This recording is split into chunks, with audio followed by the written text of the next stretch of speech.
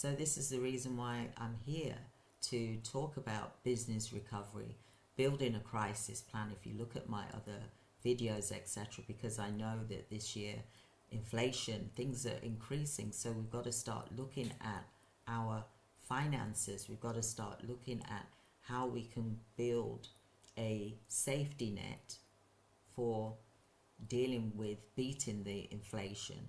And I believe that YouTube is the way to beat the inflation, because at the end of the day, no matter where you are, for example, in your life, you know, I've been there where I've worked at factories.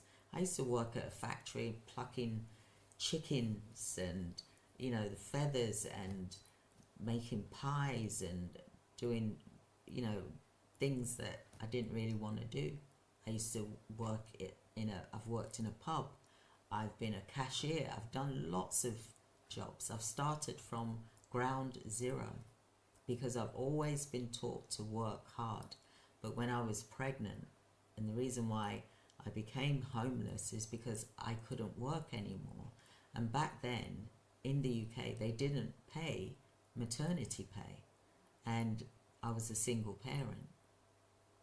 So I could only work up to about 8 months, and then I started to feel very uncomfortable because I was working in a salt factory, lifting boxes of salt.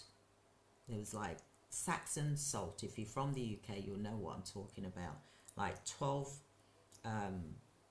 salt tubes in a box, taped up, put on a conveyor belt, and then off it goes. So when you're pregnant and heavily pregnant, it becomes difficult, and people started to take the boxes and do it for me. But back then they didn't think, oh, Christine can't really do that, so let me see if I can find something else for her to do. So no one said anything. So I felt guilty, and I said, you know what, I'm just gonna leave.